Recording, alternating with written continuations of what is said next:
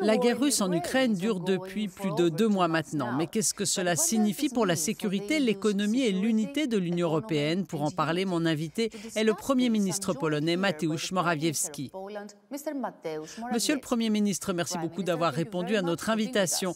Je veux d'abord commencer par cette question sur la conférence internationale des donateurs pour l'Ukraine. Avant la conférence, le président du Conseil de l'UE a déclaré qu'il s'agissait de la première étape d'un plan Marshall pour l'Ukraine. Le résultat justifie cette affirmation? Merci de votre invitation. Oui, la conférence des donateurs a été un grand succès. Tout d'abord, permettez-moi d'exprimer ma gratitude à la présidente de la Commission européenne, au président du Conseil européen, ainsi qu'au Premier ministre ukrainien. Ils étaient tous présents en personne et c'était crucial pour montrer au reste du monde l'importance de cette conférence. Et nous avons recueilli plus que ce à quoi nous nous attendions, plus de 6 milliards de dollars.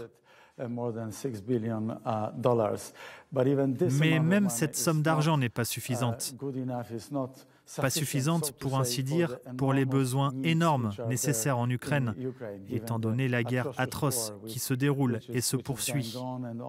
C'est pourquoi notre activité et notre efficacité à cet égard sont d'une importance capitale. La guerre russe en Ukraine dure effectivement depuis plus de 2 mois maintenant. Que faut-il en penser? Faut-il garder espoir? Eh bien, je crois que la guerre va se terminer plus tôt que tard. Mais tout dépend du courage et de la détermination de la nation ukrainienne. Nous devrions donc tous être reconnaissants pour leur énorme bravoure et leur courage en particulier, et pour tout ce qu'ils font pour, vous savez, défendre leur souveraineté, leur liberté.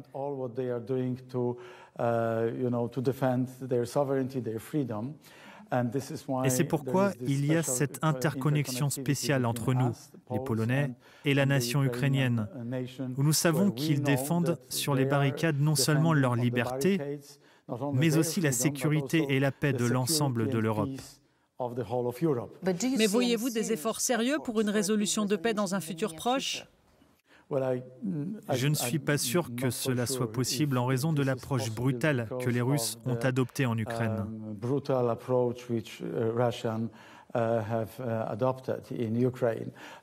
Je pense qu'ils chercheront à obtenir tout type de succès de leur point de vue, du point de vue russe autant que possible.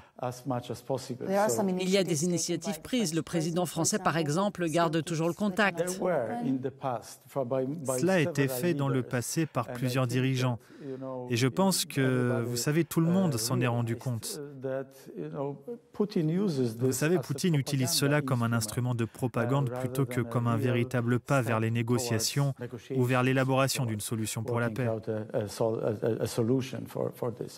Les Ukrainiens ont insisté sur le fait que ce dont ils ont besoin maintenant, ce sont des armes. Que doivent-ils attendre de vous?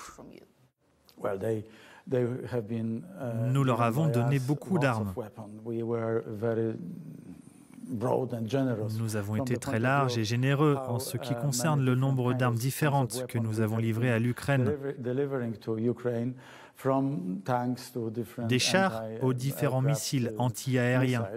Au total, notre soutien s'est situé entre 1,6 et 1,7 milliard de dollars. Et à quoi devons-nous nous attendre maintenant? Nous sommes en contact quotidien avec les Ukrainiens pour savoir comment les soutenir sur le champ de bataille, comment leur fournir des armes défensives. Et ils nous donnent presque chaque jour une liste de ce dont ils ont besoin. Nous essayons de le faire par nous-mêmes, mais nous essayons aussi d'orchestrer les efforts de nombreux pays. Il y a un pays qui, en termes d'efforts, a donné encore plus. Ce sont les États-Unis. Il y a donc un contact constant entre les représentants des États-Unis et nous-mêmes à ce sujet. On craint également que la Russie n'attaque la Moldavie. Que signifierait une telle extension de la guerre en dehors de l'Ukraine pour le reste de l'Europe?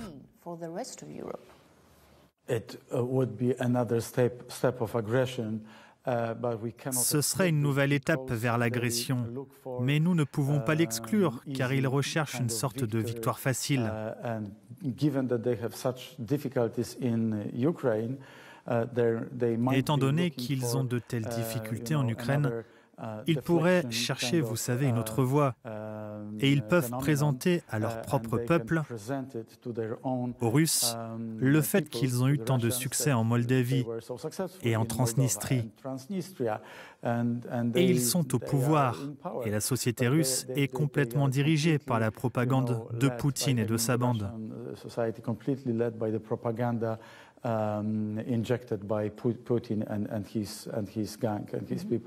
Mais qu'est-ce que cela signifie pour le reste de l'Europe? Cela signifierait bien sûr encore moins de sécurité, encore plus d'incertitude autour de nous, parce qu'il est clair que les troupes russes seront encore plus proches du reste de l'Europe. Elles seront à la frontière avec la Roumanie tout d'abord. Mais nous savons que si les Russes installent des troupes, posent le pied quelque part, il est très difficile de s'en débarrasser. Pouvez-vous exclure une guerre étendue également au-delà des frontières? Je crois que cela n'arrivera pas. Je pense qu'ils réfléchiront à 2 ou 3 fois avant de prendre de nouvelles mesures agressives.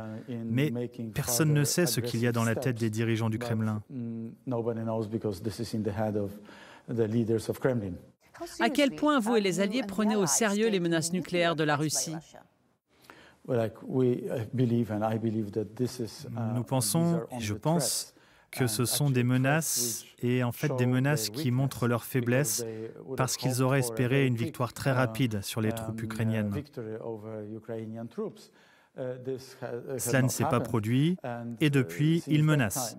Ils menacent d'attaquer Kiev, encore une fois, ils menacent d'utiliser des soldats bélarusses, ou ils menacent avec une arme nucléaire. C'est un signe de leur faiblesse. Cependant, nous devons être conscients de leur doctrine et de leur brutalité. Et c'est pourquoi nous devons tout contrer. Du côté de l'UE, il y a un 6e paquet de sanctions sur la table. Mais déjà, 4 pays, dont la Hongrie, la Slovaquie et d'autres, font de la résistance. Cela signifie-t-il que l'Union européenne a atteint ses limites en matière de sanctions?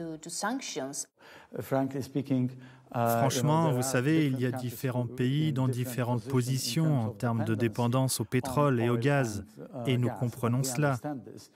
Même si nous devions être coupés du gaz russe par eux, par les Russes, parce que nous ne voulions pas payer en roubles, nous y avons pensé au cours des 2 dernières années, et nous avons pu construire un gazoduc vers la Norvège et étendre notre terminal GNL.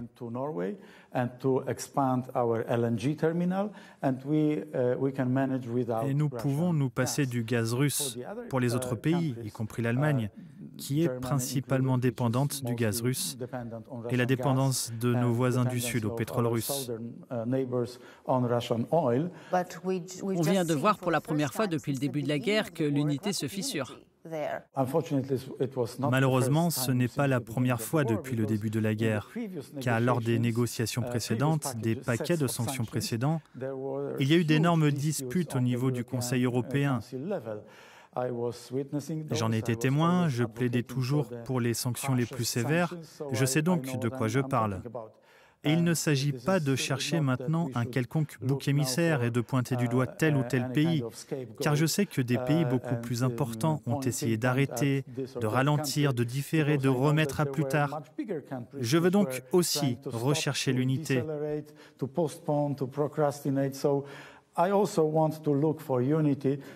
faites donc partie des partisans de la ligne dure en ce qui concerne un embargo énergétique total. Oui, c'est exact. Oui, mais nous constatons déjà que l'inflation atteint des niveaux records, entraînant une augmentation des prix des denrées alimentaires, de l'énergie, etc.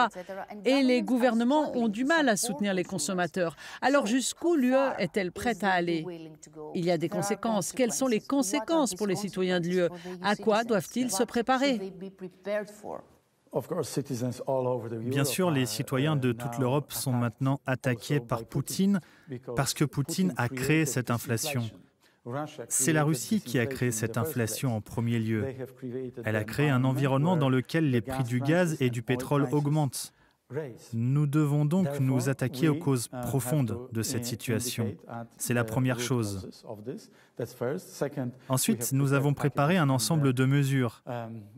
Et vous savez, l'étendue de ces mesures et le calendrier de ces mesures doivent encore être décidés. Et en même temps, nous faisons tout notre possible pour investir dans l'énergie verte, pour investir dans les économies d'énergie, pour être de moins en moins dépendants de ces combustibles fossiles en provenance de Russie ou d'ailleurs. Mais êtes-vous sûr que ces sanctions vont affaiblir Poutine autant qu'elles vont affaiblir l'UE? Oh oui, je suis sûr que les sanctions affaiblissent beaucoup plus Poutine. Ceci étant dit... Et surtout en ce qui concerne l'énergie. En ce qui concerne tout, parce que tout est lié à tout. Nous ne pouvons pas déconnecter le pétrole et le gaz du reste des sanctions. Nous incluons intentionnellement le pétrole et nous préconisons d'inclure également le gaz dans la prochaine série de sanctions parce que nous savons qu'à moyen et à long terme, ce sera très douloureux et coûteux pour les Russes, pour Poutine. Et cela va arrêter la machine de guerre qui a commencé en premier lieu. Nous savons donc qu'en attendant, c'est également coûteux pour notre économie, mais nous devons payer ce prix douloureux parce qu'il y a une raison de le faire, et cette raison s'appelle la guerre en Ukraine. Donc, malgré tout cela, la Russie est restée le principal fournisseur d'énergie de l'UE pendant longtemps.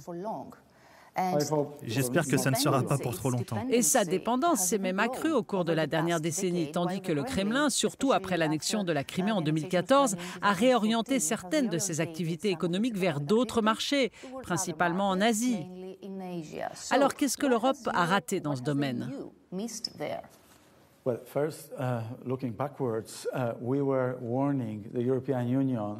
Au début, si on regarde en arrière, nous avons averti l'Union européenne et nos partenaires de l'Ouest, en particulier les Allemands, les Néerlandais. Nous les avons avertis en disant que les Russes utiliseront toujours le gaz et le pétrole comme une arme. Et nous avions raison.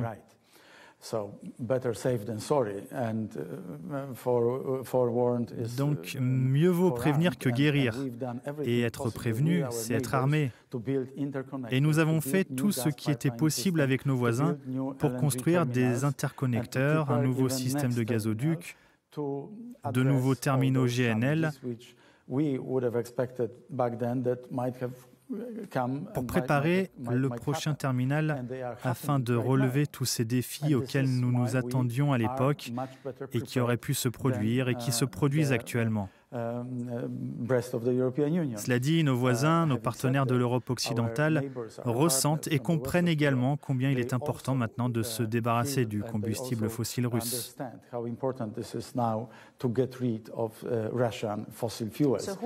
Alors, cette dépendance, à qui la faute ? Je ne veux pas désigner, je ne veux pas viser un État membre en particulier, mais il y a des pays qui étaient très dépendants et qui voulaient être encore plus dépendants du gaz russe, et tout le monde sait qui ils sont. Vous savez, ils ont manqué de perspicacité, peut-on dire, parce qu'ils ne pouvaient pas imaginer ce qui allait se passer avec cette dépendance, et Poutine l'a utilisé comme un outil de chantage vis-à-vis du reste de l'Union européenne. Et c'était une erreur. Monsieur le Premier ministre, en juin, la Commission européenne donnera son avis sur la demande d'adhésion de l'Ukraine à l'UE. Pensez-vous donc que l'Ukraine rejoindra l'UE avant la fin de cette décennie ? Je l'espère. Je pense que c'est parfaitement possible. Je pense que c'est possible à cause de cette terrible guerre russe. La Russie doit être punie. Les richesses doivent être confisquées, les richesses de la Fédération de Russie et les richesses des oligarques russes. J'espère que notre Parlement va adopter une législation appropriée assez rapidement.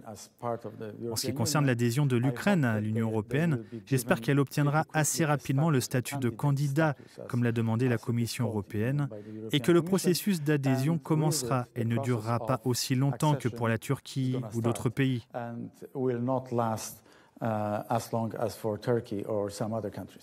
Peut-on espérer la même chose pour les Balkans occidentaux, notamment pour ceux qui sont dans la salle d'attente depuis plus d'une décennie? Je plaide en ce sens. Je crois que si l'Europe veut être stratégiquement autonome, qu'elle veut être forte, une superpuissance mondiale, et je veux que l'Union européenne soit une superpuissance mondiale, nous devons intégrer les Balkans occidentaux et l'Ukraine. Avant la guerre en Ukraine, nous avons vu que la Pologne et Bruxelles s'opposaient sur des questions comme l'état de droit, les valeurs européennes. Alors, est-ce que cette guerre a finalement réussi à vous faire résoudre ces différences, ou les avez-vous juste mises de côté pour le moment et vous y reviendrez plus tard?